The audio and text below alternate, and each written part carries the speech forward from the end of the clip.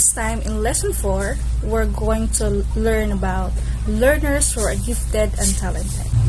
Who are the gifted and talented learners? Gifted learners are considered as above average intelligence people like Albert Einstein for his very well-known quirky mind, Benjamin Franklin, Beethoven's, and many more. The gifted learners are very observant, extremely curious about his surroundings. He and she has a great memory, long attention span, thinks fluently, learns quickly without practice or any repetition, but they are also very perfectionist, energetic, and very motivated. While talented learners are those with innate or inborn gifts for a very specific activity, like Thomas Edison, who is very talented and invented the telephone, Leonardo da Vinci, Stephen Hawking, and many more. Talented learners possesses unusual imagination, have a interest, and has a great intellectual curiosity. There's a saying that what makes a child gifted and talented may not always be good grades in school, but a different way of looking at the world and learning. So, in my thought that gifts and talents are not measured through grades or performance at school, but how a person look and interpret the world around them. Category of learners with unique talents and gifts based on its inclination. In visual arts, Leonardo da Vinci, born in 1952 and died in 1519. He is a very well-known visual artist, known for his artistic works of Last Supper and Mona Lisa. In musical arts, Ludwig van Beethoven, a composer and a pianist, he was the greatest musical geniuses of all time. He was only 26 when a German composer and pianist began to lose his hearing in the last 25 years of his life. When his hearing was gone, he wrote some of his best works including the 19th Symphony. The intellectual giftedness is John von Neumann, an American mathematician. He was also one of the conceptual of the stored program in digital computer along with Alan Turing and Claude Shannon. He came to be regarded as a preeminent mathematician of his era, responsible for major contribution in mathematics, physics, economics, and computer science. In performing arts is Atang de la Rama. She was the first Filipina film actress, and she was hailed as the queen of the Kundiman and the Zarzuela in 1979. She was a singer and vaudeville performer who became the first Filipina film actress. Biographical sketch of a talented and gifted person.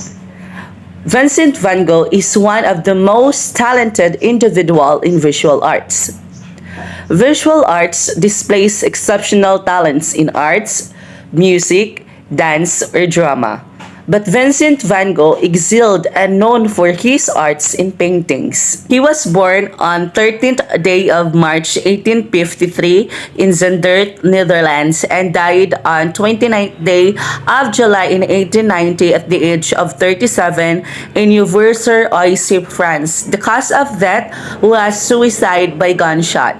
According to my research, according to the biography, Vincent van Gogh was born to a pastor named Theodorus van Gogh and an artist named Anna Cornelia Carventus, meaning he was brought up in a religious and cultured atmosphere. However, Vincent was highly emotional, lack of self-confidence, and struggled with his identity and with direction. It was all started when Vincent van Gogh got into a fight with Paul Gauguin, an impressionist painters, and threatened him with a razor. So in that period of time, sobrang lala, yung away na naganap between Paul and Gauguin. Between Paul and Van Gogh rather. After Paul left, Vincent cut off the bottom half of his ear and give it to a girl named Rachel and told her to guard this object carefully. In that period, in that state of mind, Vincent van Gogh was wala sa pag-iisip. And then the police arrived in his house and took Van Gogh to the hospital because of that blood na nangyari, no? And ang mga tao, after that, ang mga tao sa Arles, or ang Arles is the place where Vincent lived in that time, ay pumirma ng isang petition because he was dangerous at that time. No? And that petition lead Van Gogh to the asylum. Asylum or asylum is meaning dyan is isang bahay ampunan o kulungan where he began to paint some of his most well-known paintings in 1889. While in the asylum or bahay ampunan, Van Gogh became depressed and began making paintings one a day. So imagine, even if Vincent van Gogh is depressed, nakakagawa pa rin siya ng masterpiece in a day. Diba? Imagine that. Ako nga, I cannot imagine na makakagawa ng ganung bagay. Because stress pa nga lang ako, hindi na ako makagawa ng matino. No? So, Vincent van Gogh is very talented when it comes in visual arts. His mission is to bring consolation to humanity through arts that made his confidence restored again. Because of his artwork, people recognize him and his confidence back and created more masterpiece, which is very relevant in this modern art, no? Na naging inspirasyon ng mga artists, mga modern artists. He tried to imitate their techniques. He began to lighten his very dark palette and to paint in the short brush stroke of the Impressionist style. Gaya natin, Vincent van Gogh ay meron din siyang ginayang mga Impressionist painters at ginawa niya itong inspirasyon, no? But he failed to follow those methods. So he made his own way to become a better post-Impressionist painters. And every painters have his or her own mark in visual arts that made them well known. So Vincent van Gogh has its own mark then, no? Para makilala siya sa larangan ng visual arts. That is to lighten his very dark palette. He did not experience much success. He sold only one painting, lived in poverty, malnourished, and overworked. He did not experience much success because namatay siya sa sarili niyang kamay. Binaril niya ang kanyang sarili because of the rejection and depression.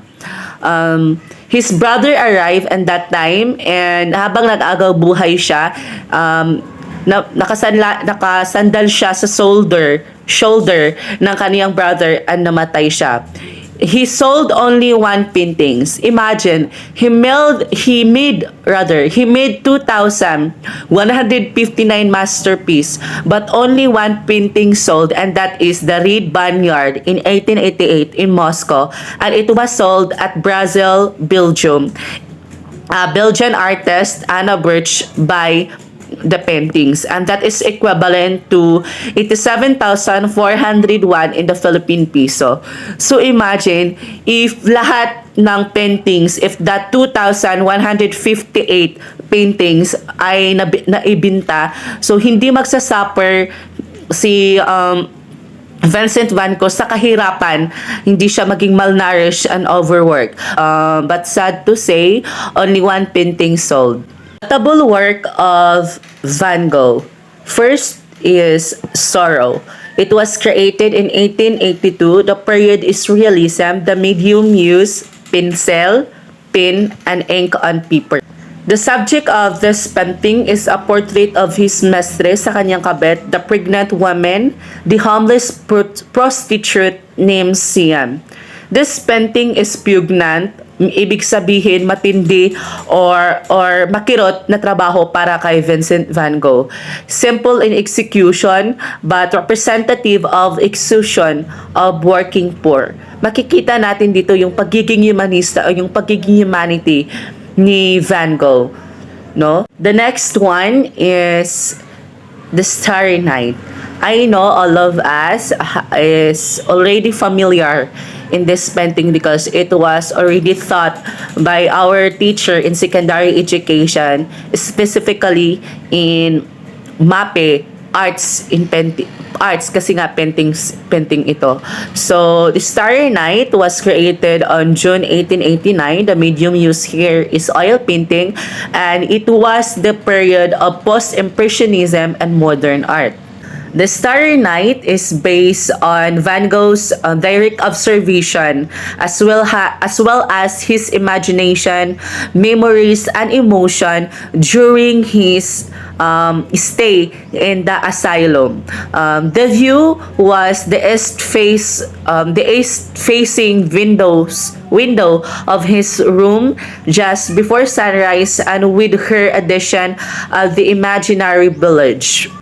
Overall, rejection, depression, and arts. These are a few words that describe the life of Vincent van Gogh. Hello, good morning everyone. Good morning, Mom. I am Jelma A. Elirico from BTLI 3 Home Economics.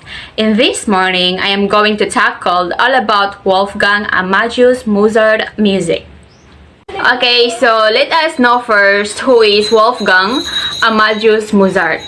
So Wolfgang was born on January 27, 1756 at Salzburg, Austria. And he was died on December 5, 1791 at Vienna, Austria. Mozart worked in several different musical genres, composing symphonies, string quartets, sonatas, and serenades, and a few operas. Okay, so Mozart worked not only one genre of music but several. So Mozart is grabe ka talented enough na musician sa history. Because imagine daan sa pagkumpos pa ni sa daanan mga ng different genres of music is grabe na career. Kaya not all musicians have the ability to compose a different genres of music. So it is just a limited ability of an individual. Despite his success with the composition, Mozart was discontent with his position. First, I have a question. So why you think Mozart did not contented with his position? Though he was a popular and successful enough when it comes to the music industry. Definitely, the reason is that because of his low salary, and mas the worst pan is situations when the court of theater was closed because of some reasons. And like for example, you are one of the popular artists or musicians, but then again, you have a low salary, so you might feel also what Mozart felt. Mozart divided his time between self-produced concert as a soloist, presenting 3 to 4 new piano concertos in each season. So Mozart is grabe ka great musician and a very dedicated when it comes to his work. Because just imagine being a soloist artist is not an easy. Mozart's operas displays an uncanny psychological insight, unique to music at the time, and continue to exert a particular fascination for musicians and music lovers today. Therefore, until these generations, the music of Mozart is still gonna feature gyapon siya because of its timeless works. I have heard 2 works of Mozart. The first one is The Marriage of Figaro, and it is also known for opera buffa. So in these works of him, Kibali and isa work is nag-hope siya ng greater fame and as financial security as well. The second picture was entitled Don Giovanni. So it is also subject for Don Juan. Inisab si na work is waya na sabtan ng mga listeners or even viewers nan isa works adton isa pa mga time. But then again, as generation passed by, finally na-recognize Siza as one of all greatest opera of Mozart works. So, imagine, di ba, grabe na Siza kasikat and a popular, successful works of him. So, I believe that there is always a perfect time for everything that you are worth of hard working for. Good afternoon, everyone. My task is to discuss a bio-sketch of one of a talented and gifted person, Lisa Macuja-Elizalde, in performing arts. Prima ballerina Lisa Macuja-Elizalde was born on October 3, 1964 at Lourdes Hospital in Manila. At the age of 8, she began studying ballet under Facilitas Rajak at the Santa Teresa College School of Dance Theater, Philippines. In 1984, she became the first foreign soloist who ever joined the Kirov Ballet in Russia. She is the artistic director and CEO of Ballet Manila and vice chairman of the Philippine UNESCO National Commission. She was also a commissioner of the National Commission of the Rule of the Filipino Women. She also a directress and faculty member of the Lisa Macuja School of Ballet. Lisa is a multi-awarded artist and has received numerous citations attesting to her world-class achievement. This award and citation include Asia Pacific Ballet Competition in Tokyo in 1987, Prestige Gawad Buhay Lifetime Achievement Awards in 2011, 10 Outstanding Young Person of the World in 1997, Pearl of the Orient Award 2008, and many more. Lisa was a world performer, national icon, and teacher.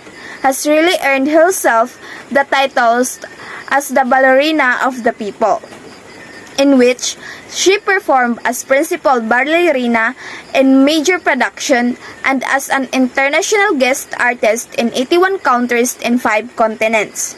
As what Santiago said, she is the embodiment of talent, creativity, and imagination.